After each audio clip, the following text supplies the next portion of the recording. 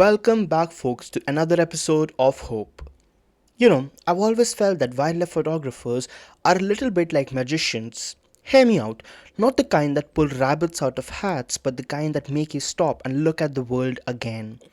The kind that can take one tiny moment, a bird turning its head, the soft pattern of feathers, a barn owl moving through the dark, a kingfisher sitting still for half a second, and somehow turn it into something that feels bigger than the moment itself. Because most of us walk past nature, we hear birds, we see movement, we notice a bit of a color, and then life pulls us away again. But wildlife photographers, they pause. They wait, they notice, they translate the wild into a language we can feel, and that is exactly what our guest today does. Today I'm joined by Georgia, better known online as Nature with Georgia. Through her Instagram, YouTube, and content, she shares the beauty of birds, wildlife photography, and the stories hidden in the natural world. Her work is not just about taking pretty pictures, it is about making people care.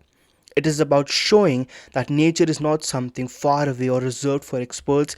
It is right there, in the garden, in the trees, in the skies above us, waiting for us to pay attention.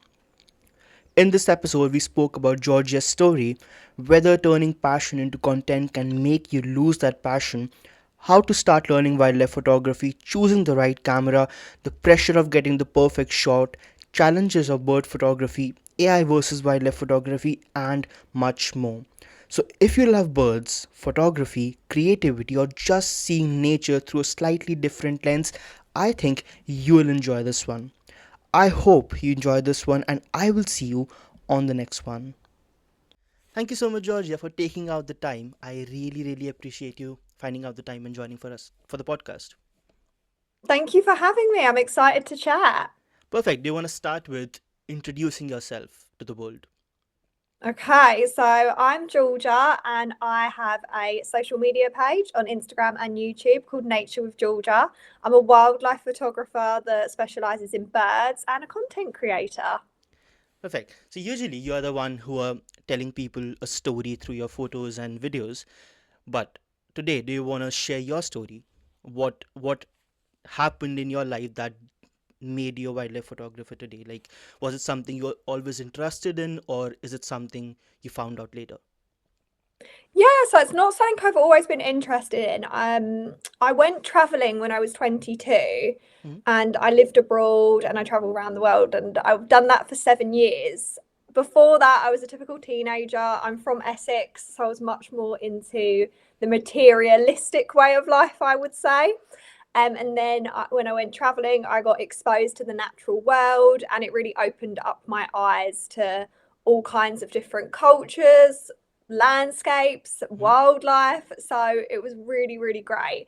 And during that period, I kind of like fell in love with like documentaries and seeing things on the screen. And I gained an interest in photography. Yeah.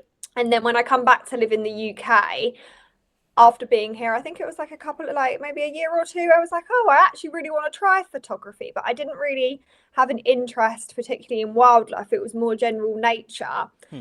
And then I went to an RSPB reserve one day and I was sat in hides and it was like I was seeing birds for the first time. And because I was already developing my interest in photography, it kind of went hand in hand. And then I started to photograph wildlife and I just become obsessed with birds. And yeah, it all just kind of like snowballed from there.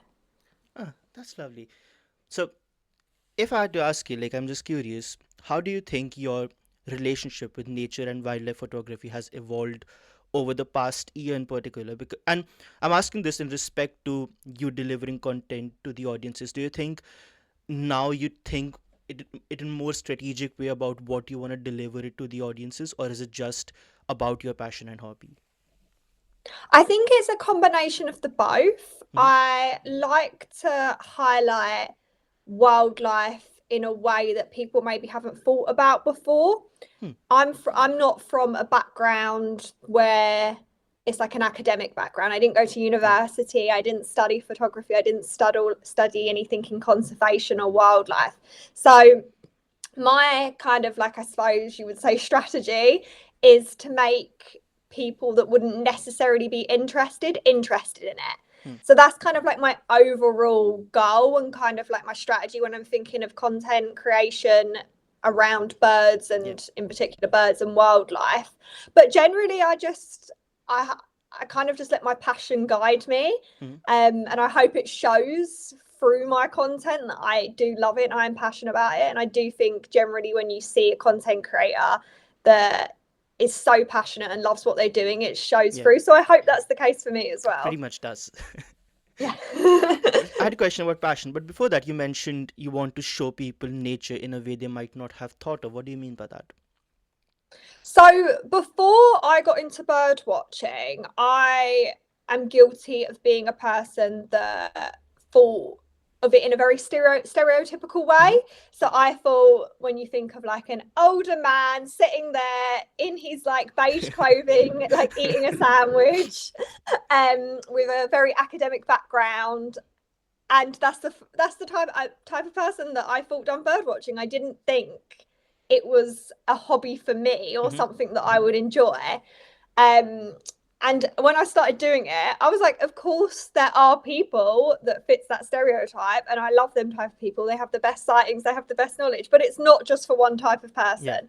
It is for any kind of person from any background, any culture, from any country, any age. Like you can try it. Why not? Mm-hmm. Nature and birds are around, and it is so much more interesting and fulfilling than I ever thought. So because I'm not like your typical bird watcher, I Yeah. kind of try and show people that I was one of them people that judged it and put it in a box. It's not what you think it is. Like try it, and it's. I always compare it to adult Pokemon.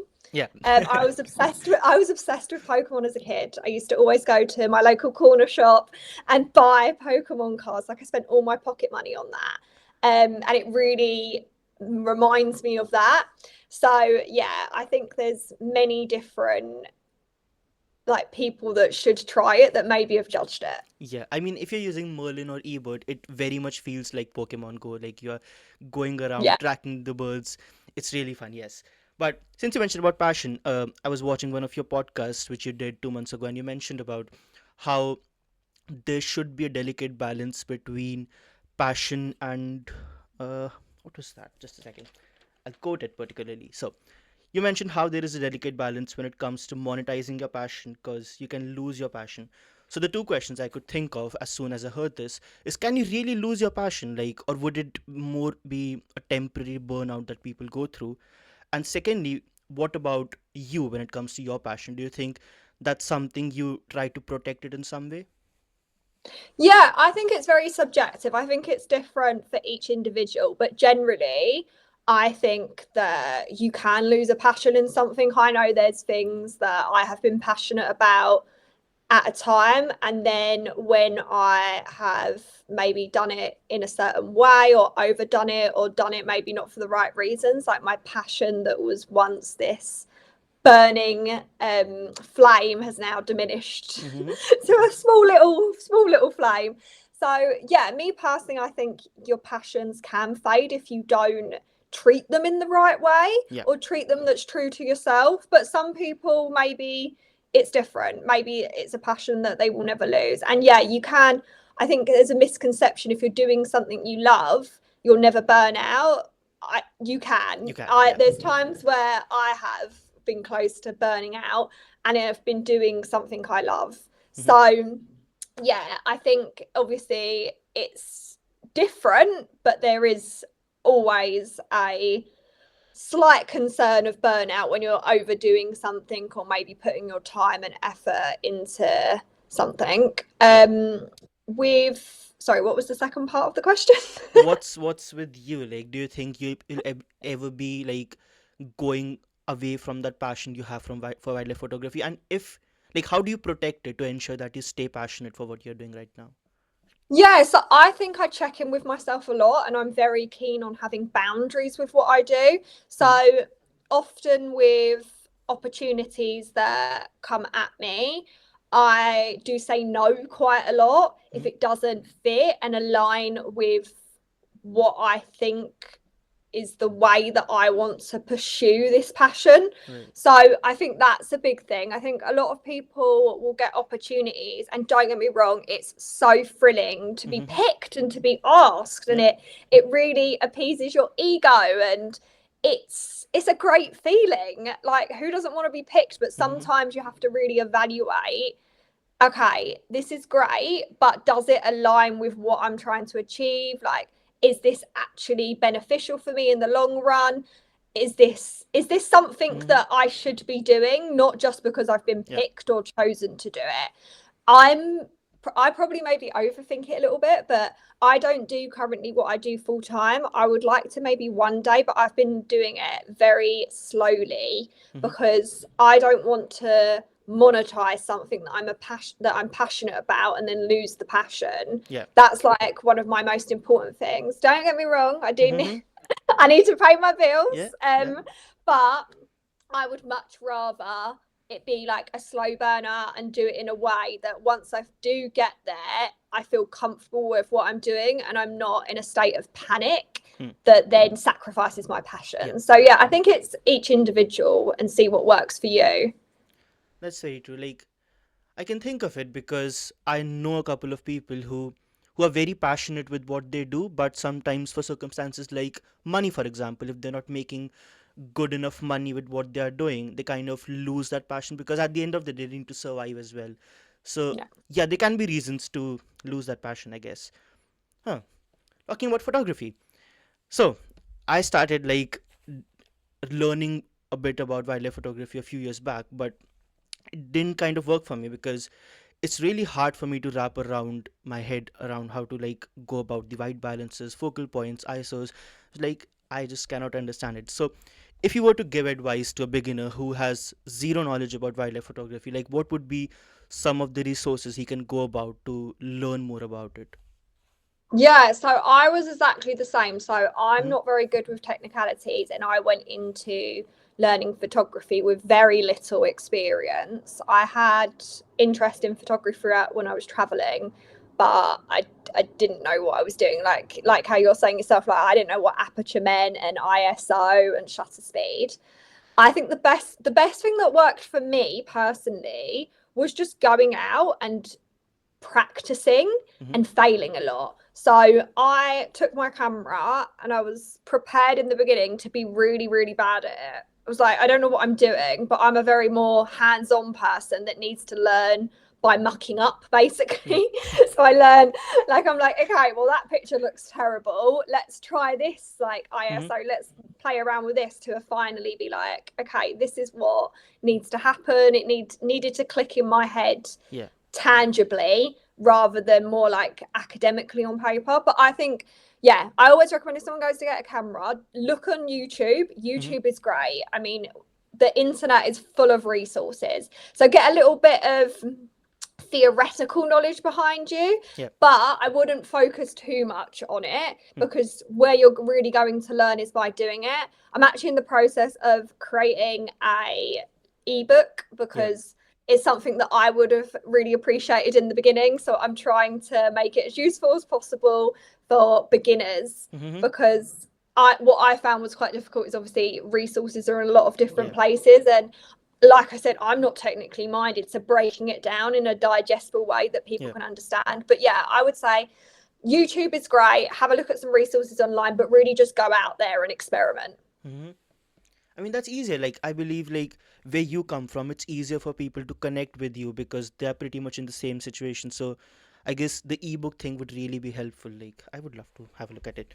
But yeah, another question I had was, which is a very trending question when it comes to photography, is how do you select the right camera? Oh yeah, people ask me this all the time. This is one of my most asked questions of like what camera you're using. So I shoot on a Sony. I've got an A7 IV, Hmm. and I have a 200 to 600. Honestly, it really, really comes down to preference. I Mm-hmm. have tried Nikon, I have tried Canon as well. I got on really well with Nikon. I think if I didn't shoot Sony, that would probably be my next, Yeah. like, that would be my next alternative.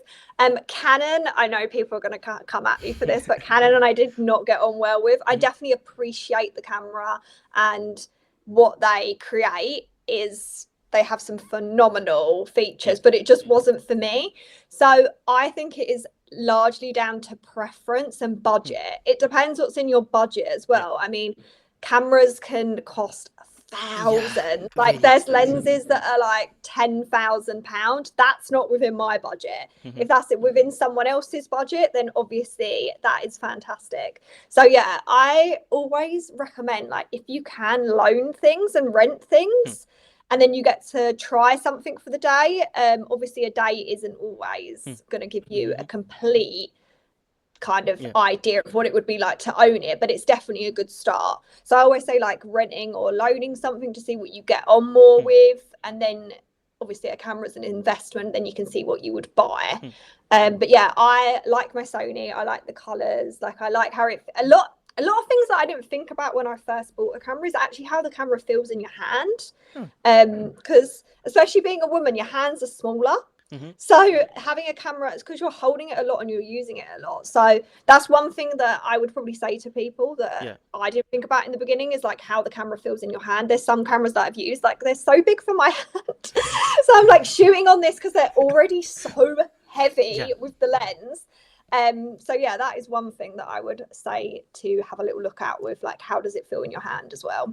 Yeah, I mean, I wonder with the weight, like with the long lenses that people have, aren't they too heavy to carry in the field? And you need to be very delicate with them because if it breaks, then that's a big dent in your bank account. Yeah, so they are very heavy, but you get used to it. I've kind of it it gets hard when you have, like, for me, when I don't have like a tripod or I'm not leaning out on anything and I'm just holding the camera up and Yeah. trying to like track a bird in flight. And I'm not gonna lie, I ain't got a lot of strength in my upper body. So when I'm holding that camera up for like a few minutes, like, oh my god, I can feel it. But I suppose it's a good workout. It's a good workout that I didn't intend to have holding a camera. Hmm. But yeah, they're heavy. They're heavy, them things. In terms of them being delicate, well, I get in trouble a lot because I wear my camera across me and the lens like faces down, so it's like pulling, Yeah. which people are like, you shouldn't do that with a strap. But I've owned the camera for like 2 years and I've not noticed anything happen to the camera. Hmm. I wouldn't recommend it to people because a lot of people have pulled me up on it, but I still wear it like that. They're a bit more robust than you think, but yeah, I would absolutely hate. I've dropped my camera once with on a tripod. There was like a gust of wind and it just took the whole thing Oh. down where it is so like heavy in the Yeah. lens end. And I literally scrambled for it, and yeah, it was fine. But I haven't ever had any close calls other than that. That camera's like my child, so Yeah. it gets very, like, when I'm putting it somewhere, it's very delicate. But they're also quite, they are robust. Like, they will Hmm. take a lot more than you think, but also do not drop them. Yeah. You will cry. I'm pretty sure I would sure. But yeah, Yeah. another question I had, like, so I'll be romanticizing this question a lot, but just to get your view, like, so obviously wider photography is not just about the end result you get, but a lot about the process of finding birds, clicking, having that shot.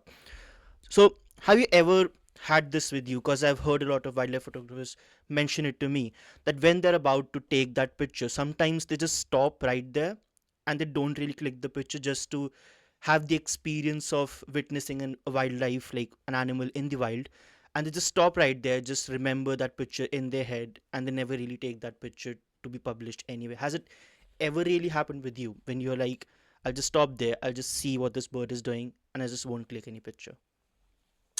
Yeah, so I tend to, when I go out bird watching or photographing like any type of wildlife, I make sure that my whole experience isn't behind the camera.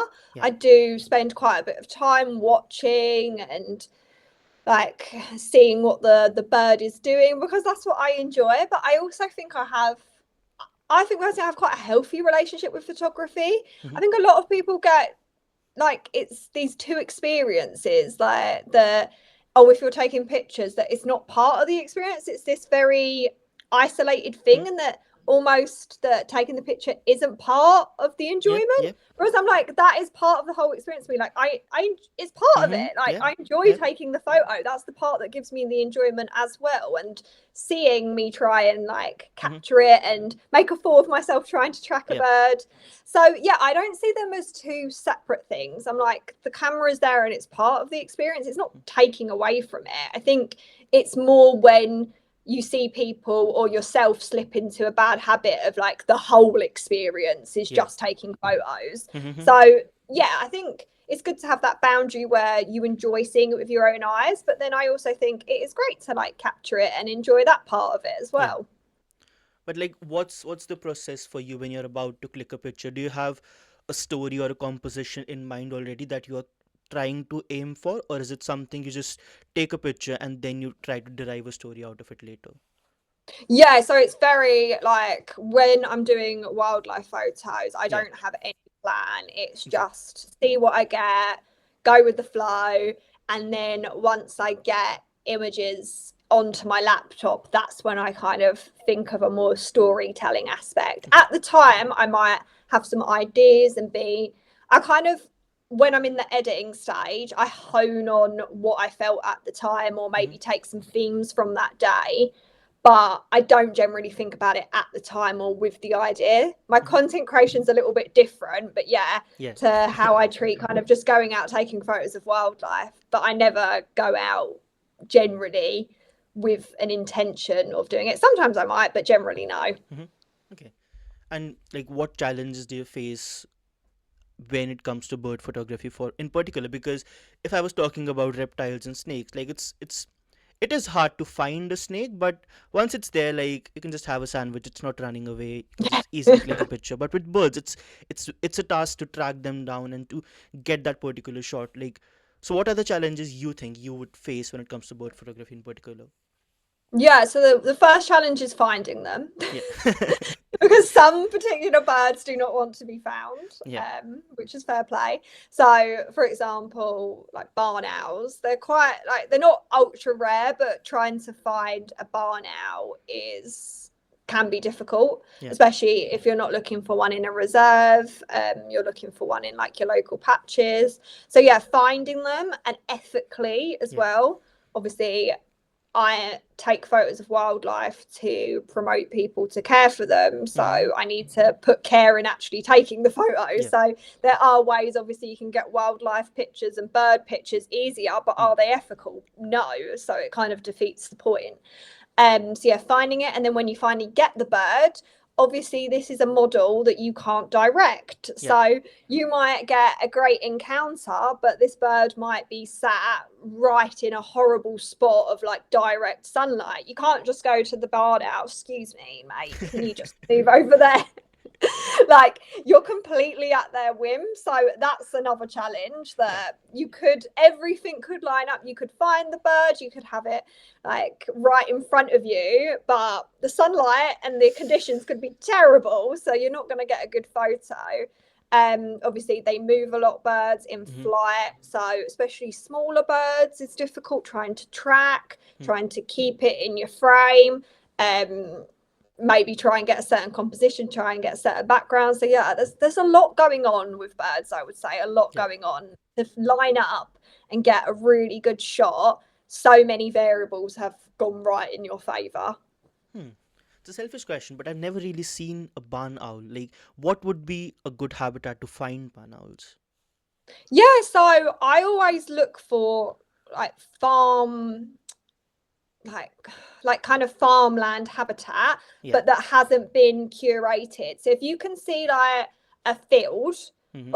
obviously fields near barns. I know Yep. I know that sounds really obvious, but yeah, sometimes it's not obvious with these Mm-hmm. birds because it would be in their name and it's like the complete opposite. But yeah, like obviously if you see barns or farms, Yep. that's a good sign. But if the grass or the area is manicured, Mm-hmm. that's not good because generally barn owls are looking for their prey. Mm-hmm. So they're looking for like mice and small little rodents and stuff like that. So if it's all manicured, Yeah. the rodents aren't like the little mice aren't going to be hiding in that because they're going to be completely vulnerable. Yeah. So you want like a field that like looks a bit overgrown. Mm-hmm. You're like, okay, that's Ah. cool, with like buildings nearby. Obviously, if you see a barn owl box, that's a good sign as well. But yeah, you generally get to know like habitats and what they like. And sometimes there are places that I'm like, I don't think I'd see a barn owl there, and then you see a barn owl. But generally, you get Yeah. a good idea of where they would be. What would like be a dream bird for you, which you have captured or haven't captured that you would want to? I don't really have too many dream ones because I just love all birds, but I do really want to see a great grey owl in the Mm-hmm. wild, like with snow. Yeah. That would be so cool because they are so, oh, they're just epic when you see them. They look so magnificent. I would like to see a shoebill as well. I don't know if you've Mm-hmm. ever heard Mm-hmm. one of them. Mm-hmm. They Yeah. literally, I mean, birds are They are dinosaurs, dinosaurs. but Yeah. them ones, they look like Yeah. dinosaurs. Like you look at that bird and you think, oh, that is out of Jurassic Park. That I'd love to see. I haven't seen a hummingbird. A hummingbird would be cool. Yeah, I honestly, I just want to see them all. So, since you mentioned about challenges, I had like two challenges I could think about when it comes to wildlife photography, and like I'm no expert on any one of them, but I would just love to know your views on it.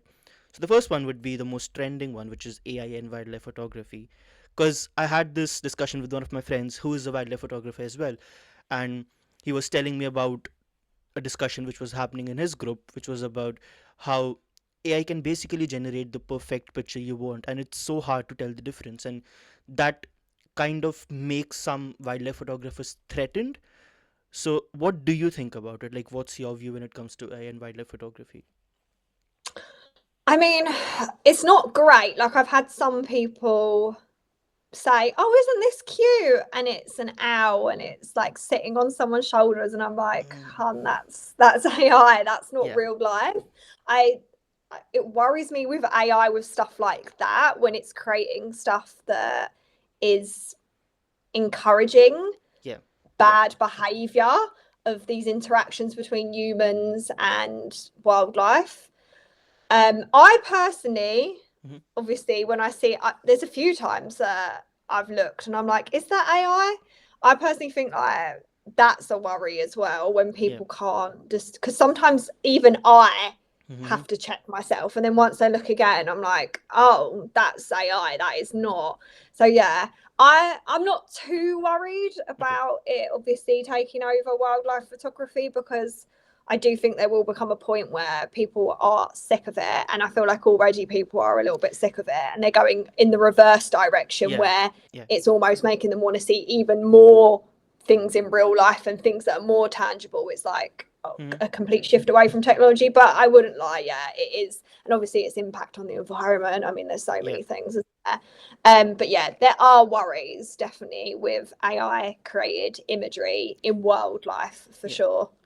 I mean, yeah, like I was thinking about it last night, and I just could think of that AI would not be able to replace the experience you get out of wildlife photography. Like, it can never replace you going out, finding the birds, that emotions you go through when you're doing that. And also, like, I believe, like, I might be very much wrong, but I feel like with AI being so perfect, at some point people might start to appreciate the imperfections in wildlife photography, and people are like, okay, that's more interesting than a perfectly edited AI picture. And I guess that's happening with Insta as well. Like, more of the raw content really works well rather than highly edited AI based content. So I hope that happens, but yeah, that would be quite interesting to see. Yeah, I think people are already, like you say, gravitating away from that perfect image and that Yeah. perfect represented AI person. Like people want to see raw, they want to see real. Mm-hmm. Like you say, we embrace the imperfections. It makes it more human. It makes it more Exactly. real Yeah. life. So yeah, I think people, we aren't silly. Humans aren't silly. Like we gravitate towards real life Yeah. rather than this weird like alien form of like perfection. So yeah, I think it is going in the right direction. Hmm. Another question I had was, with when it comes to challenges, is how do you feel about the culture around twitching and rarity chasing, when people are chasing a particular rare bird or in a rare habitat, for example? And What's your personal red line when it comes to disturbing a bird for a shot? I would never disturb a bird for a shot, Hmm. and my photo is not worth more than their peace Yeah. and their sanctity. I don't think there's any problem with like going to see like a rarity if you're respectful. I think it gets silly if you've obviously got a bird in the middle and there's like 30 people surrounding Hmm. it. I think as long as people use their common sense and they're respectful, then I don't see a problem with it. If people start crossing the line, then that's an issue because what are you achieving by doing that? Like Hmm. you're obviously excited to see this rarity and you respect it, so why are you not applying that to the way you behave around Yeah. it? But yeah, like I've seen when you get a bird come across and there's like loads of people that Hmm. flock Yeah. that flock to see Yeah. it, but it's done respectfully. Like obviously you have a crowd, but the bird is not being affected. Like everyone's down the line. Cool. It's when people then, like you say, start Hmm. disturbing it. Then I'm like, that's not okay. That's not wrong. I'm like, check yourself before you wreck yourself. All right. Yeah, I guess like we're talking about Pokemon, so for some people it becomes just like a picture in their collection to have, and they really, really want to chase it with all the obsession that they have. Which, yeah, it gets bad for the birds and the habitats for sure. Yeah, I think if you're getting to that point where you're just doing it to tick a box, you maybe need to have a little sit down and think, why are you doing this? Am I getting Hmm, fulfillment from this by just ticking a box rather than actually enjoying it? that's true. Also, I've seen like you moving a bit towards videography as well, and I've loved all three videos. Like I believe the story you have curated, especially with the Scotland video, was very, very good. And at one point you mentioned this, which I really, really loved. You said as if adding the word just makes the moment less worthy of our attention, and that was a beautiful line to say, and I could really connect with it because like last year when I was pursuing my masters, any bird I saw, I was like, UK has all these small brown birds, nothing interesting. But then I moved to a farmland and I have marshes right in front of my house. And I started to go there birding with one of my friends. And I realized like I could see a lot of kingfishers and so many birds. And we did this 3 hour transit and we saw like 40 species of birds. And we were like, wow, isn't that fun? And I started to do that more often. So that's really fun. But I would love to know more about your thought when it comes to videography and how does it differ when you're taking a picture, like what all goes behind you thinking about a video and a storyline when it comes to like that. Videography is so much harder, and I would love to do more It's so much more YouTube. fun as well, isn't it? It's much more rewarding, I think, and Hmm. you can tell much more of a story. I'm such a storyteller. I love telling a story, and you can do that with photography, but it's easier to tell a story in video, but obviously Yeah. harder to actually produce the video and make it aesthetic and make it intriguing and da da da da. Yeah, videography is technically more difficult, I think. I Hmm. mean, Hmm. some people may, I do both, I do photography and videography. People may want to fight me on that, but I think it's so much harder. Because photography, I find like the editing process. Yeah. So I mean, it's probably because I'm not a skilled like colorist or photo editor just yet, Hmm. but I feel like when you edit a photo, it's so much easier to kind of like get that color palette that you want. Like it's easier to kind of adjust the photo. Yeah. Like video, you can't Hmm. really do too many adjustments. Obviously, you can change the colors, but if you say something wrong or something's not lined up, like you can't, it's really hard. Yeah. It's a lot more telling video. I feel like you can do a lot more with it, but a lot more can go wrong. And Hmm. I would like to do a lot more video and practice a lot more, but it is so much more time consuming Yeah. as well to create a longer video. But I do love it. That is kind of like my main love of doing video. And what are the like technical differences? Do you use different cameras for it, or is it the same cameras you can use for both of them? Yeah, I use the same camera, so I use my A7 4 on both, Yeah. but it's different settings. Yeah. So I shoot how I shoot a photo is a completely different setting to Hmm. how I shoot video. And you've got there's all this terminology that I had no idea when I first started, like S-log, like Huh. all this kind of Yeah. like way that like frames, like how many seconds. Oh, it's Hmm. just honestly like all these little things that you need to think of about, well, I'm recording in this many frames, but if I Mm-hmm. want to slow it down, I need to record it in this many frames. Yeah. Am I going to slow it down? Like, what angle am I going to do this? Like, what is this going on? There's just so many faults. But yeah, technically it's harder, but I also think it's harder like psychologically as well, Is because you've it? really got to think about what your intention is while you're Yeah. doing it. Yeah.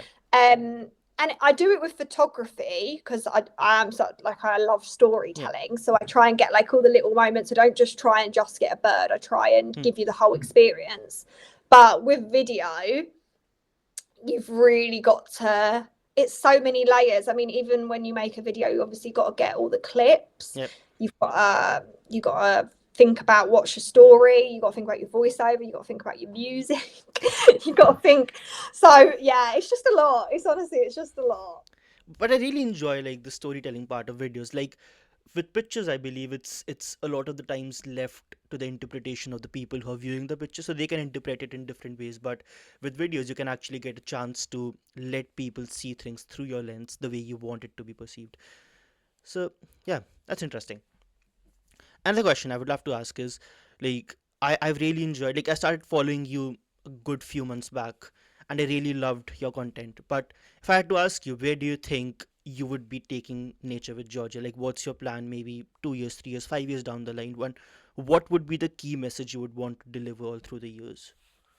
I got asked this the other day. So I find it really difficult to envision years down the line. I'm such a go with the flow person, but Mm-hmm. message wise, I think the main thing I want to achieve is getting people interested in wildlife and nature that wouldn't necessarily be. I love, obviously, people coming to my page that already have an interest. Like, I love that, and them going there and them enjoying the content and developing that interest further. But it Mm-hmm. brings me so much joy when someone that didn't like birds or Yeah. wasn't that interested in nature or wildlife comes to my page and enjoys the content, and they're like, oh, I didn't see that, like, now you've got me looking at this. Mm-hmm. That is my goal. Like, I absolutely love when I hear that it's not like someone's changed their mind, but someone's gained a new perspective. Yeah. So Yeah. that would be my main goal, opening up this space for people that wouldn't necessarily try it, and Mm-hmm. also like changing some perspectives, and also just having fun. Yeah. Like, That's important. I want people to come to the page or enjoy my content or whatever I do in the future and have fun. I mean, Mm-hmm. there's a lot of horrible stuff happening in the world, Yep. but there's also a lot of joy to be had. Mm-hmm. I don't want to have people like just think the world is doom and gloom. There is Yep. doom and gloom, don't get me wrong. It is right now, yes. But there's a lot of doom and gloom. But I want to be some kind of like positive outlet that Yeah. people can go, do you know what? Like, this is incredible. Like, we live amongst this. This is Mm-hmm. something that we should appreciate. Yeah. Do you think like so you might have gone through like a lot of places and seeing a lot of birds. Is there a particular issue you might have noticed that, or a thing that a lot of photographers do that irritates you? Um, I think I haven't really experienced it too much. I think when you're in the company of people that aren't doing it, like getting too close and stuff, like people follow Yeah. suit. So because I don't get too close or I don't try Uh-huh. and disturb anything, I've never been with someone or noticed people around me doing that. It's kind of, do you know, like when one person does it and then they Yeah. think it's acceptable when Yeah. everybody follows. So yeah, I haven't really been in too many situations where I thought, oh, I've seen it like once where someone was like crawling along a hedge and I thought, why are you doing that? Like, just no, just, Yeah. the bird moved anyway. It went right over the other side, so it was completely an pointless endeavor. But yeah, mainly when I don't like that. I mean, there is some sexism. I Mm-hmm. don't like Is when it? there's been, yeah, there, like, I haven't actually experienced hardly any of it recently, but I experienced a bit of it in the beginning where Mm-hmm. I would go to nature reserves. I'd be holding the camera, so this massive camera. My Yeah. boyfriend would be next to me, not holding anything, and people would talk to him. They'd be like, "What birds have you?" And I'm like, or like, "Have you got any?" Like I was holding the camera for him. It was Mm-hmm. bizarre. So I don't like that. Don't be sexist, guys. Like, women can do this too. But that is the very, very few minority. Like most Right. blokes are not like that, but you will obviously always get a few. And then yeah, I suppose people being too serious as well. I Huh. mean, obviously, some people go to hides and they go to nature reserves to have peace. Yeah. They want to have a little bit of me time. So people should respect that. But at the same time, some people take it so seriously, like you're not meant to have fun whilst doing it. It's like, why can you not have fun? Like people get so serious. But again, that is a very, very small minority. Mm-hmm. And that makes sense. Yeah. Another question. I'm not sure how relevant this would be, but just to get your views on it, do you think like when a lot of the wildlife photographers and educators, for example, as well, when we are trying to depict nature and show nature, we always try to show it in the most joyful sense of it, but a lot of the times nature might not be like very joyful, like for example a crocodile hunting a zebra, and that's for a lot of people that might be really disturbing. But don't you think like we should be accepting nature the way it is, both good and bad parts about it? But a lot of the times we as advocates of wildlife try to just show the better part of it just to get people into it. Do you think that's something that you get influenced by a lot? Not particularly. I mean, I haven't really seen too many like predators, like capture a prey or Yeah. anything like that. But if I did, I would show it, and if I got a good shot of it, I would. It's all part of nature, like you Yeah. say. It's not linear nature and wildlife. It's very like multi-dimensional. There's so Mm-hmm. many parts to it, and obviously death is part of it. Yeah. I think this I think it plays in if like a much, much like deeper topic. I think it plays into how we deal with death. Yeah. I feel Yeah. like as a society we're quite uncomfortable with it, Mm-hmm. and Yep. especially British Yep. people, as we know, like Yep.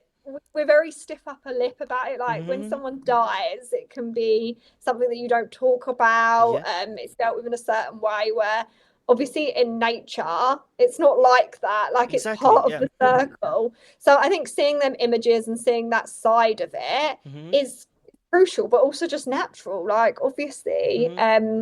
yeah, I do understand that it does make some people feel uncomfortable, but I think it speaks to a larger issue of how, as a society, we deal with death Yeah. and brutality and that kind of circle of life. I think it's something that probably needs to be addressed in all aspects. That's really interesting point. I've never really thought about like that. Yeah. But yeah, like I completely agree with it. And I also feel like when a lot of people come to me and they're like all animals are lovely and everything is beautiful, and sometimes I agree with it, but sometimes I'm like no, like I can tell you examples about a lot of the animals and the way they hunt or they live their lives, it's very nasty to see, and it won't be the best side for you to see. But I do get it when wildlife photographers and educators try to portray nature it in the most beautiful sense of it, because that's the way to actually get people involved in it in the very beginning, because you can't show them, for example, a bird of prey hunting a rabbit, for example, and that's not a very good sight for the people to see. So I really get it, but I also feel like sides need to be balanced at a particular point of time. So yeah. Yeah, absolutely. Yeah, I think it's good as initial thing to get people interested in it, and then when they understand it more, it kind of Yeah. clicks a little bit more, rather than straight away being like, "Look at this animal that's just torn this other animal apart." It might be a little bit too much for some people, but I think it's like you say, it's important for it to be shown. Yeah, that's true. Perfect. We are pretty much reaching the end of the podcast. And I mean, you mentioned about how the world is not the best place right now, like with a lot of things happening. So I love to ask my guests if they have a message of hope for the people out there who might or might not be in the most chaotic phases of their life, but they want to say anything to the people out there as a message of hope. Yeah, I think that within humankind there is always hope to be had. I think Hmm. it's easy and natural, which is like programmed within us to kind of automatically default to helplessness and feeling like things are a lost cause. When you look around within your just normal average day, there's so much to be grateful for and Hmm. see how hopeful we should be. So I think, I mean, I love social media for some aspects, and sometimes social media can show you just a just Yeah. horrible things that are going on. And I think it's obviously always remain empathetic and have empathy for what's going on, but like don't be consumed in it that that's all that happens in the world, because so much good happens. So, and I think wildlife and nature is good for that, because sometimes you can get so caught up in it and, like I say, feel helpless. But when you go outside, just as a simple thing as watching the birds Mm-hmm. and having that moment with nature, as cheesy as it sounds, it just makes you feel better. Like Yeah. you feel like you have that hope. There's so many times when I've read things about what's going on and it's upset me so much, and then I've gone outside, gone for a walk, had a bit of time, and you just, I would love to know more the science of it, but Mm-hmm. it just makes you feel like you're connected to everything again, and that there is good in the world. And I think my main thing is that I I will never want to have a mindset that I'm going to let cruelty prevail. Hmm. Like I will always believe in people and always believe in nature and always believe in the world and always have hope. Like you can't Yeah. take, like, hope is one of the strongest things. So Mm-hmm. yeah. That's a lovely message. Perfect. Before we say bye bye, do you have any advice for me? Any thoughts, like ending notes you might have? Any questions? Anything you want to say? Oh no, thank you. It's been lovely chatting. Like I like hearing people have different questions and different perspectives and different ways of like Hmm. wording things. So yeah, it's been lovely chatting. I'm glad you enjoyed it. Thank you so much.